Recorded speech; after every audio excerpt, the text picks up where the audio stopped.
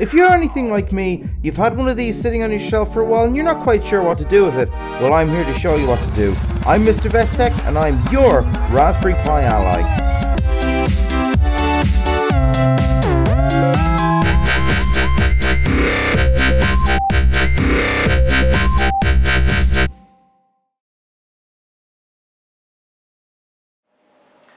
Hey guys, welcome to episode 2. I'm MrVestek and I'm your Raspberry Pi ally. First of all, to those of you that have subscribed as a result of watching the previous video, thank you so much. I know this video has been a little bit late getting out the door. I've had a couple of, I've been a little bit busy, but I do apologise for that. The videos are going to get a lot more regular from now on. I do hope to have a release every second Friday. There'll be a couple of more episodes for Retropie and then we will move on. In this video, it's going to be a lot shorter first of all than the previous video. I'm going to show you how to do two things. First of all, to update all of the scripts that come with the SD card image for Retropie. And we're also going to put a couple of games onto the Retropie which will automatically add a couple of more systems for you to play with.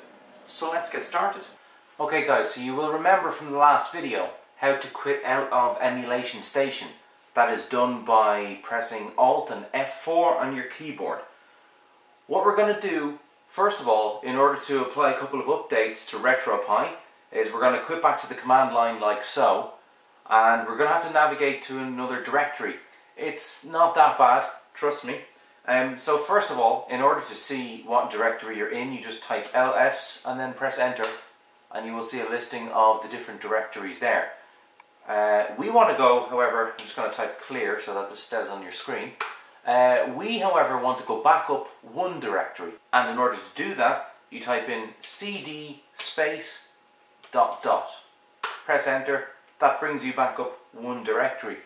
To see where you are again, you press ls. There is a directory in there called Retropie setup. If you're familiar with DOS, some of the commands are the same, not all of them, but some of them are the same. For instance, the change directory command, which is cd, we want to go into that Retropie setup directory, so it's cd and then a space, then Retropie. Now this is Linux, so capital letters are important. Hyphen setup. Enter. Now we're in the Retropie setup folder and I'm just going to clear that so that you can actually see that properly. If you do ls again to see what files and folders are in there, you will get a couple of different listings. The green one there, which is the retropie_setup.sh, that's the program that we want to launch. In order to launch the Retropie setup script, we're going to have to do the following. First of all, we're going to have to launch it as the super user, so it's sudo, like the last video. Now, to launch one of these scripts, the command is dot and then /, like that. So, that's you have to type that in front of the actual name of the program, the shell script that you want to launch. So it's dot / retropie_setup.sh. I know that's gone a little bit off your screens there, but you'll get the idea. Then you press enter and you'll be presented with a new screen. You will be presented with this text-based menu and you have a couple of different options. First one to do really is to update the script that we're actually running at this particular moment in time. So you hit option 4 and it will start to update itself. It's just, it's a little bit off your screen there, but it's fetching the latest version of the script. So it's just downloading that and it has completed. Now we need to restart the script in order to see the new version of it, so we'll just hold down Alt and F4 to quit out of it.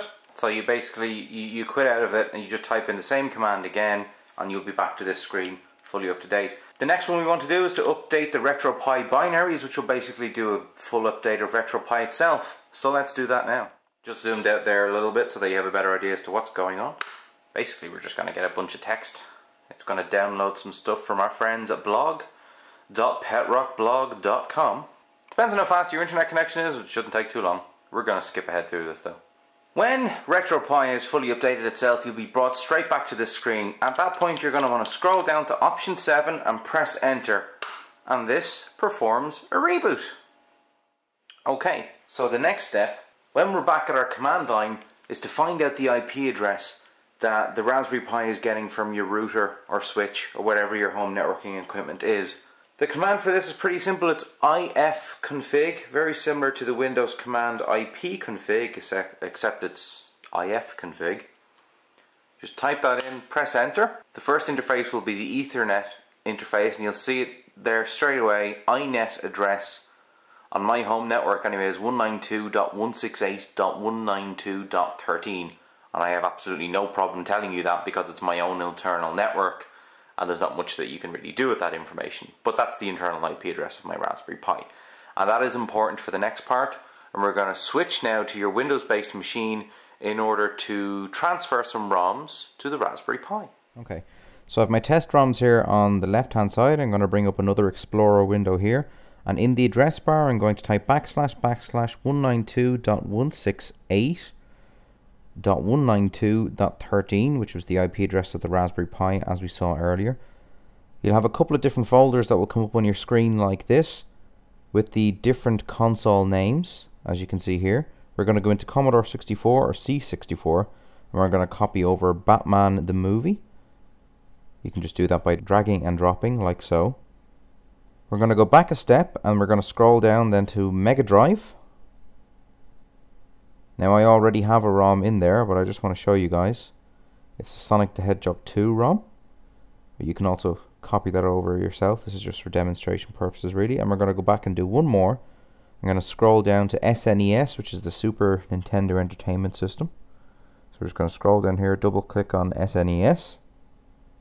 We're going to go in there, and we're going to copy over Super Mario All-Stars simply by dragging and dropping, and you'll see a copy across your network there. That's pretty much all you need to know, and we're going to go back now and have a demonstration of the games that have just been copied over. Okay, so after copying over some of your ROMs, when you scroll through the main emulation station menu again, you'll have a few more options, like here, the Commodore 64, which I'll show you in a moment because it actually takes a long time for those games to show up. I did add in a MAME game as well, Galaxian. Just going to start that because a friend of mine really wanted to see this working correctly. Now I don't have the input set up, I don't have any controller set up or anything like that, so we won't actually be able to play the game, but you'll be able to see it running. So that's it there, it runs perfectly, I do assure you. Now, if you come out of this, we go back to the main menu, we scroll along, you'll see Sonic the Hedgehog 2 there that I copied over when we were looking at it from the PC's point of view. So we'll just start this. I was having a quick look at this myself earlier, off camera, and the emulation actually seems quite faithful. It's a decent speed. Actually, it looks like the inputs on this are working, so we can have a little bit of a go of it. It's not really coming out too well on the camera, I don't think. So anyway, we'll quit out of that, and I can show you one of my favourite games actually on the Commodore 64. I know it's not a great game, but it brings back a lot of nostalgia. My uncle used to play this with me years ago. So this is Batman the movie, and I'm not sure why my sound has gone all funny. That's probably the sound system, it does that from time to time. But if you did have a Commodore 64 back in the day, you'll be very familiar with this now. As far as I can tell, there are no options in this emulator to skip the woeful Commodore 64 loading times. But if there are, I'll look into it and get back to you on that. But there's just a quick example now of the games loading up. There you go, Batman the movie, Commodore 64, running via Retropie on your Raspberry Pi. Guys, if you've enjoyed the video, or more importantly, if you've learned anything from this video, please click the subscribe button right up there, that would be very much appreciated. Or you can check out the previous episode here, if you've accidentally skipped ahead. Now, how do I add controllers to the Raspberry Pi?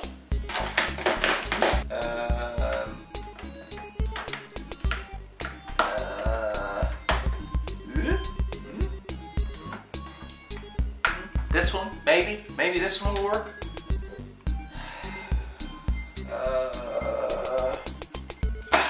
None of these fit.